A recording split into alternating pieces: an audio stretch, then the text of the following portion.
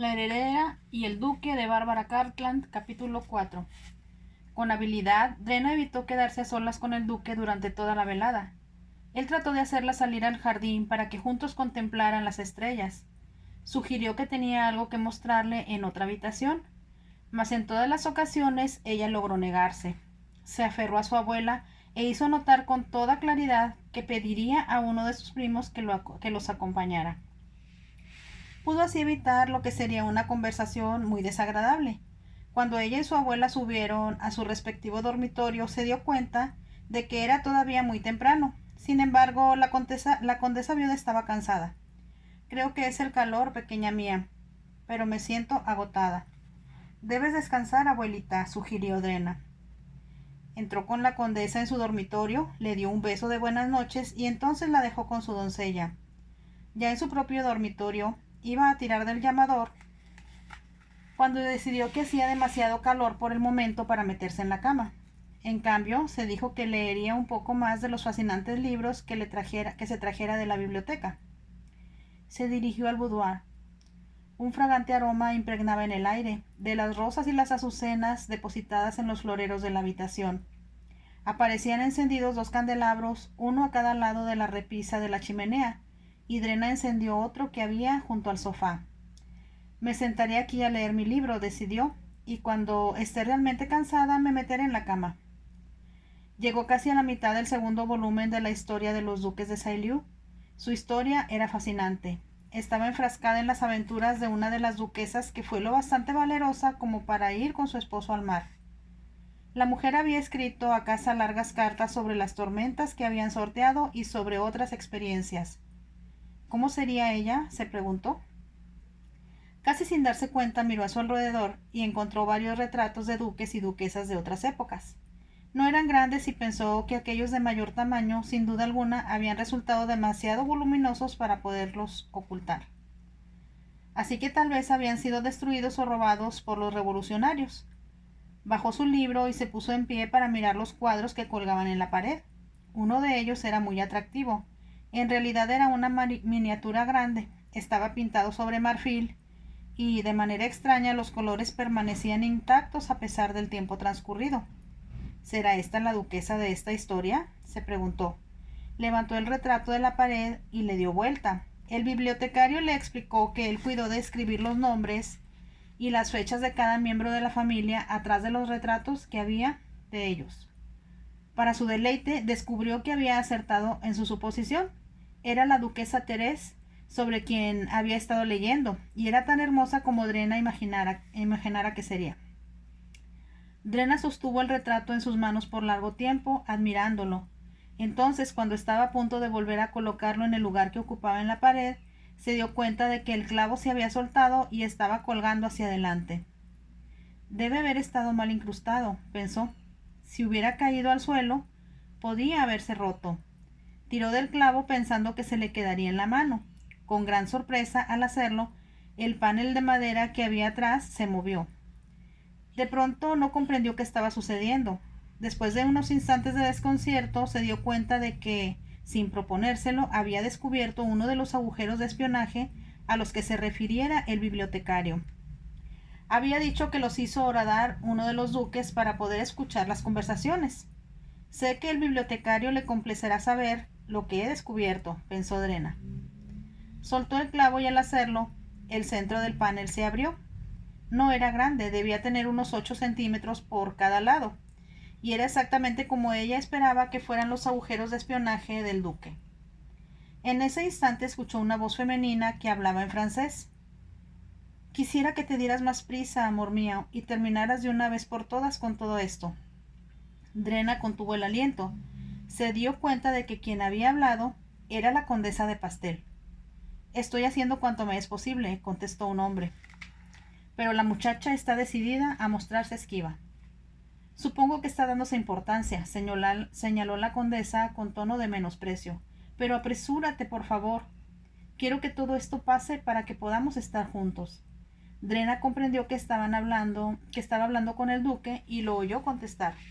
Estaremos juntos tan pronto como me apodere del dinero. Eso es todo lo que me importa. Mientras escuchaba, Drena sintió como si se hubiera vuelto de piedra. Entonces comprendió, debido a que las voces sonaban tan cercanas, que el agujero daba a la cabecera de una cama. Mirando a través de él pudo ver apenas un cortinaje. Estaba colgado entre ella y las dos personas que estaban del otro lado. Le produjo tal impresión que su primer impulso fue cerrar el agujero y no escuchar más. Y mientras colocaba con mucho cuidado el retrato sobre una silla cercana, oyó al duque decir: «Si se sigue poniendo difícil, tendremos que hacer uso de esa droga que tú sugieres. ¿Estás segura de que funciona?» «Te aseguro, mi amor, que es muy efectiva», aseveró la condesa. «Primero hace que quienes la tomen se sientan débiles, después están dispuestos a hacer cualquier cosa que se les pida. En otras palabras, habló el duque, la has utilizado en algunos de tus admiradores, que no fueron tan generosos como tú pensabas que debían ser». La condesa lanzó una leve risilla.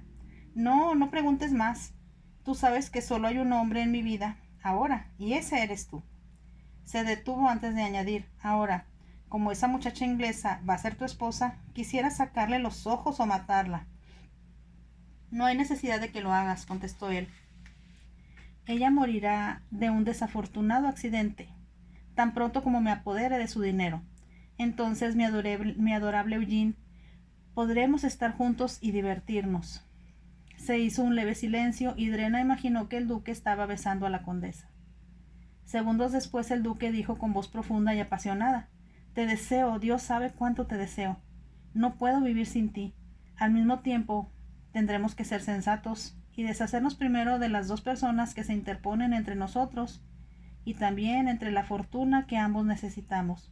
«¿Dos?», preguntó la condesa. «Por supuesto», exclamó el duque. «Mi prima Aimée ha hecho su testamento en favor de su nieta. Si Drena muriera primero, podría dejar su dinero a otros parientes y no a mí». La condesa lanzó un leve grito. «No se me había ocurrido eso. Oh, qué listo eres, Roger. Piensas en todo». «Trato de hacerlo. Por lo tanto, ambas deben morir para poder estar seguros de que el dinero es nuestro». «Tienes que ser cuidadoso, muy cuidadoso. Si alguien sospechara algo...». El duque lanzó una leve risa. «No sospecharán nada. El lago es muy profundo y tiene una corriente que succiona a cuanta persona cae en ella. Siempre me advirtieron de ese riesgo cuando era niño y quería nadar allí». «¿Quieres decir que ahogarás a las dos?», preguntó la condesa, como si tratara de comprender con exactitud lo que él estaba planeando. «Exactamente», afirmó el duque. «Es muy agradable navegar en bote por el lago y deslizarse por la corriente que lo alimenta. A mi madre le encantaba hacerlo, y estoy seguro de que mi prima Aimée y mi esposa aceptarán mi sugerencia cuando las invite a navegar conmigo a través de la corriente y hacia el lago mismo». Hablaba con lentitud, como si estuviera imaginando al detalle tal y como iba a suceder. «Eres muy astuto. Al mismo tiempo, necesitas tener cuidado. Nadie debe sospechar ni por un momento que tú eres responsable de alguna forma de que ellas hayan muerto.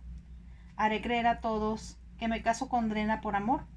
Su abuela ya aceptó que nos casemos lo más pronto posible, de tal modo que mis trabajadores y todos mis parientes podrán disfrutar de las festividades que ofreceré como duque de Sailly». Lanzó una leve risilla antes de añadir: «Será un magnífico espectáculo, incluyendo los mejores juegos pirotécnicos que se hayan visto nunca en esta parte de Francia. Mas tú, mi adorada, no debes estar presente». «No puedo dejarte», gritó la condesa. «¿Cómo puedo irme dejándote con tantos problemas?». «Todos los problemas quedarán resueltos en cuanto me case con Drena», aseguró el duque.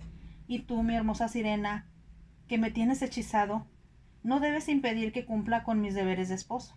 Volvió a reír y su risa resultó en extremo repugnante. «Va a ser muy difícil para mí hacerle creer que la amo, si tú estás siquiera en la habitación contigua. Mi boda sería una terrible agonía si supiera que tú estás cerca». «Eso es lo que anhelaba escuchar. Oh, Roger, Roger, te amo, pero no puedo estar lejos de ti por mucho tiempo. Será solo por el que me tome convertirme en millonario por medio del matrimonio y entonces disponer de mi esposa por los medios que ya te he explicado.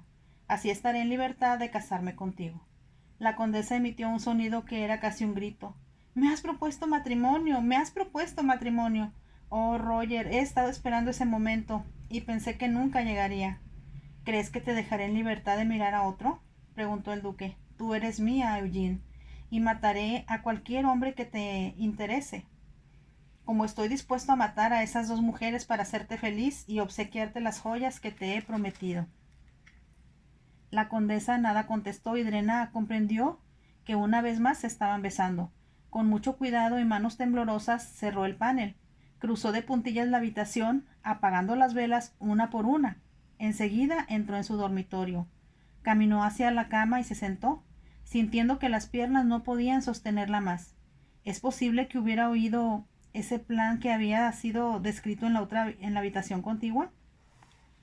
Solo debido a que uno de los duques de Sailly fue lo bastante excéntrico como para hacer agujeros de espionaje en muchos lugares del château, ella sabía ahora la verdad. No cabía la menor duda de que era como una pesadilla de la cual no podía despertar. De pronto comprendió que tenía que hacer algo al respecto. Su primer pensamiento fue que debía decírselo a su abuela.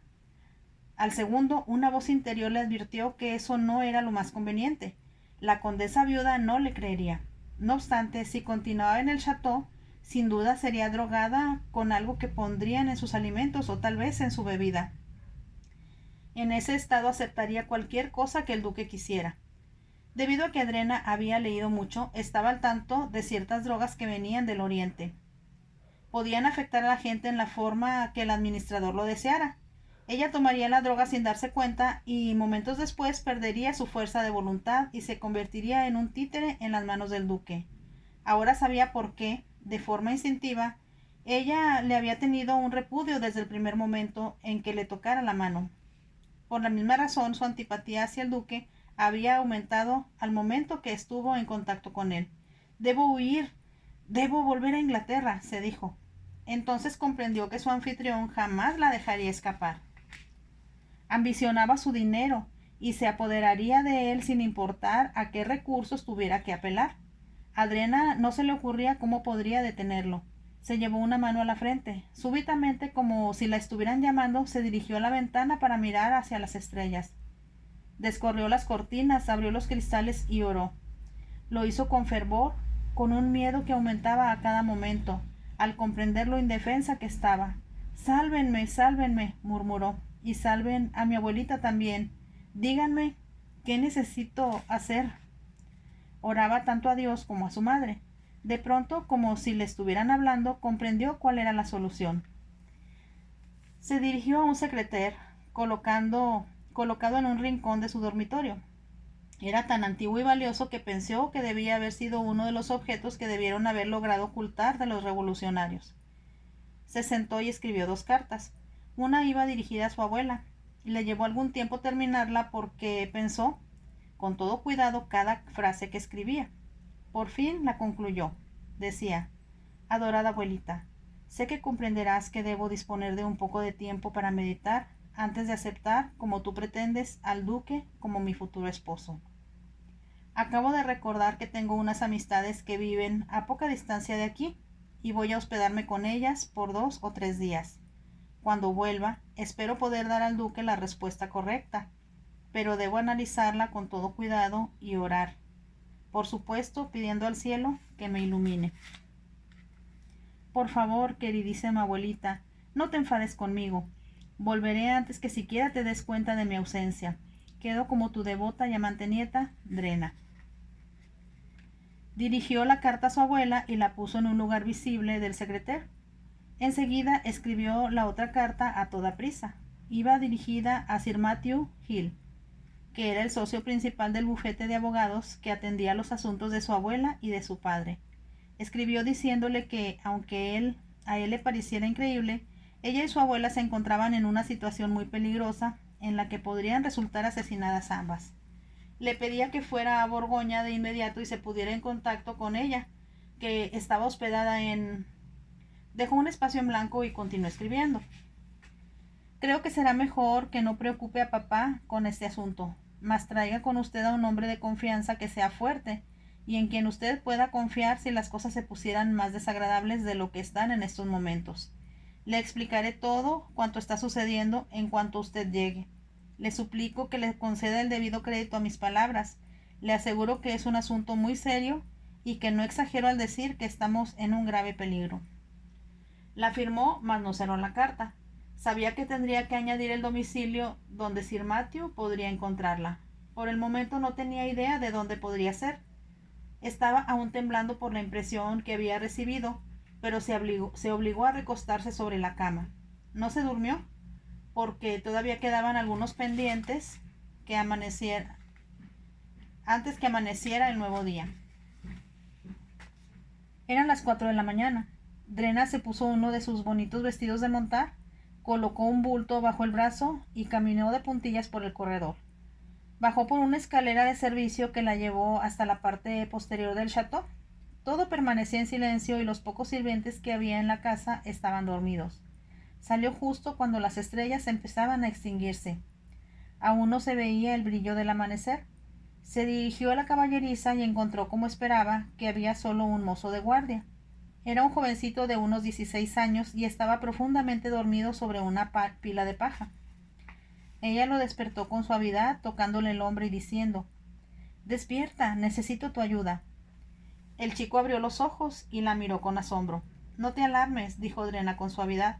«Solo quiero que me ayudes a ensillar uno de los caballos. No puedo dormir, así que decidí hacer un poco de ejercicio». El muchacho bostezó, se frotó los ojos con el dorso de la mano y se dirigió a uno de los pesebres. Drena pensó que sería un error llevarse una de las monturas que ella y el duque habían utilizado. Serían demasiado notorias. Cualquiera que se fijara en ella se preguntaría de dónde vendría. En cambio tomó el mejor de los dos caballos que Bernard y Jules habían visto con tanto desprecio. El que seleccionó era un animal fuerte que Drena comprendió la llevaría bastante lejos antes de cansarse. Drena montó en él. El caballo empezó a caminar mientras el joven mozo de cuadra continuaba bostezando. Estaba segura de que, en cuanto ella se perdiera de vista, volvería a su lecho de paja y se dormiría otra vez. Por supuesto, no tenía idea de hacia dónde ir.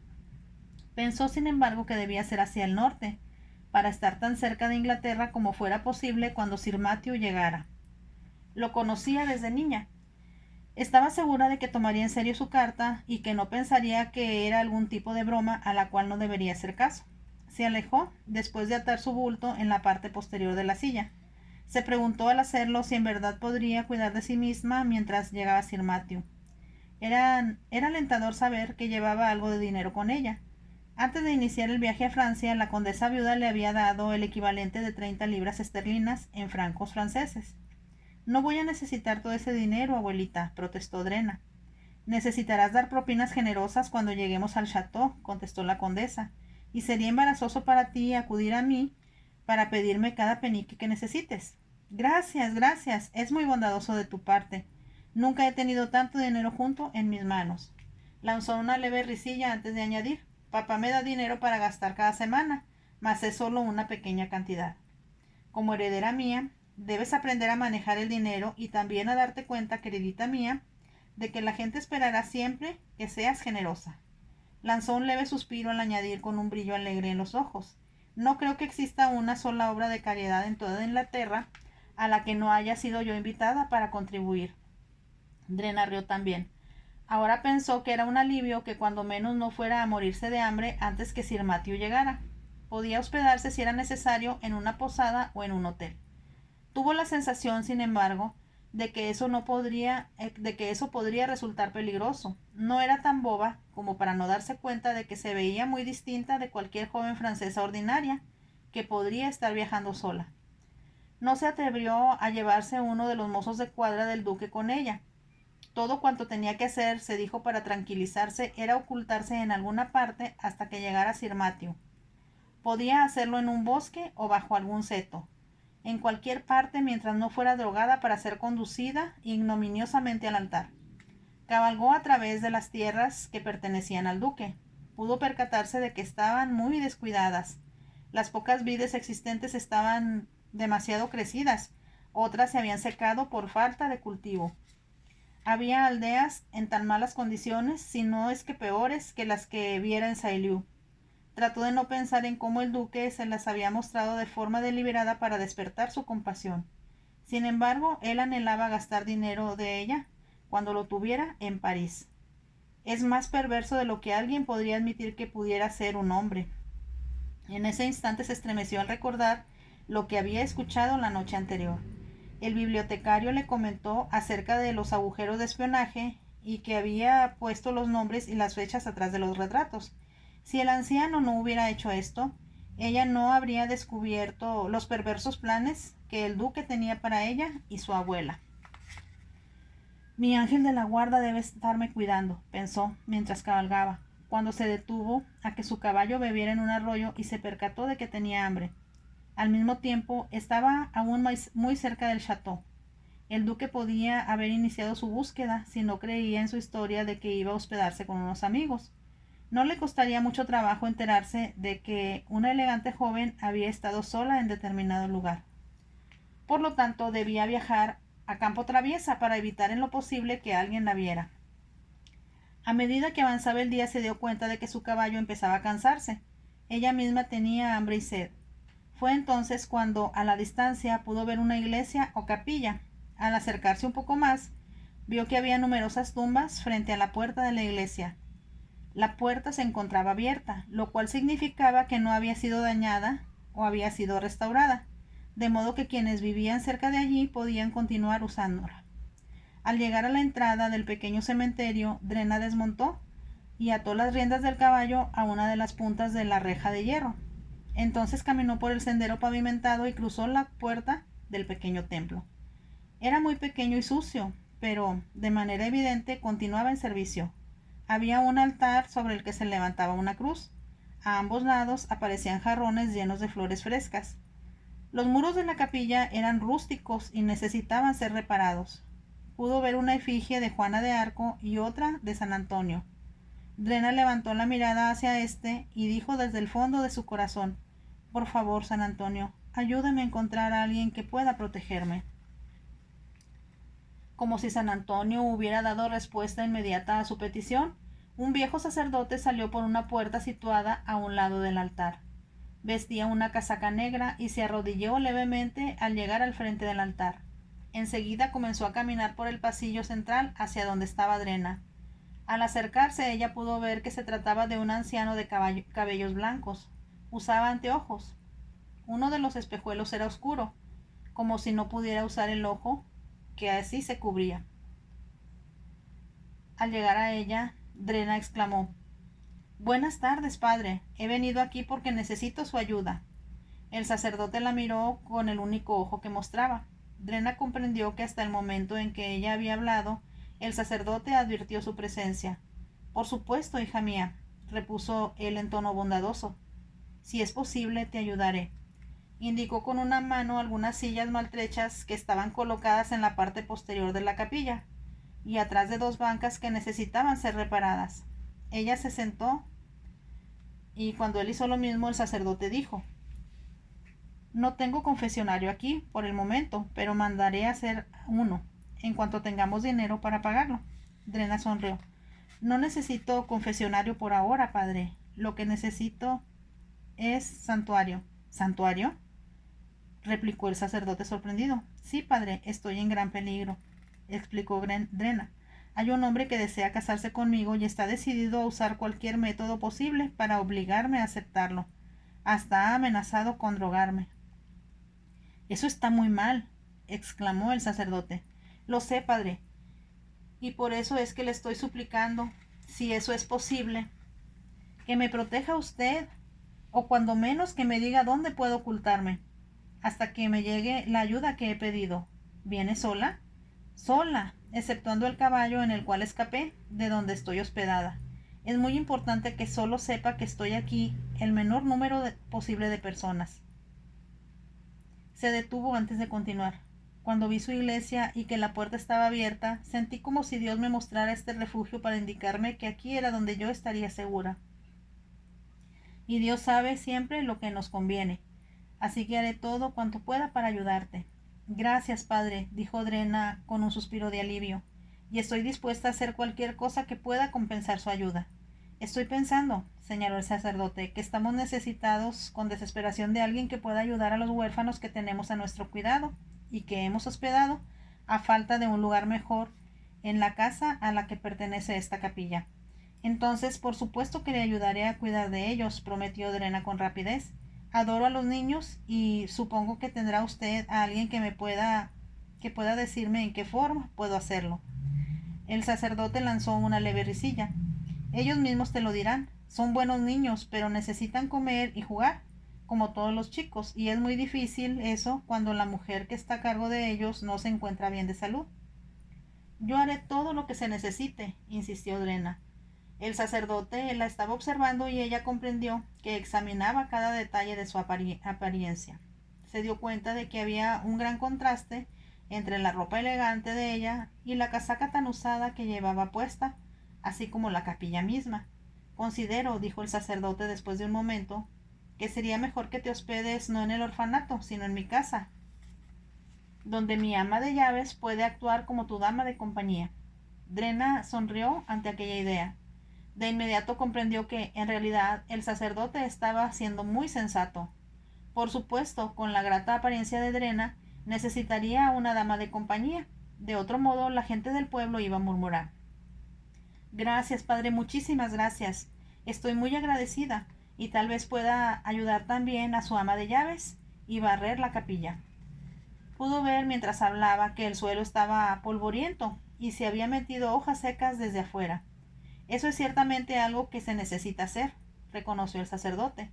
Se puso de pie, pero Drena lo retuvo al decir: hay una cosa más, padre. Puedo pagar por mi alojamiento y mi comida. Traigo algo de dinero conmigo. Eso no es necesario, repuso el sacerdote. Tú eres mi invitada. Muchas gracias por darme protección, padre. Recé al entrar en el pequeño templo y ahora siento que debo dar gracias a Dios y a San Antonio por su gran bondad. Dios recibirá tu agradecimiento, aseguró el sacerdote con una sonrisa. Ahora vamos a comer, pero antes de hacerlo, voy a bendecirte, hija mía. Fin del capítulo 4 de La heredera y el duque de Bárbara Cartland. Dame un pulgar arriba y suscríbete a mi canal para seguir escuchando los capítulos restantes. Gracias.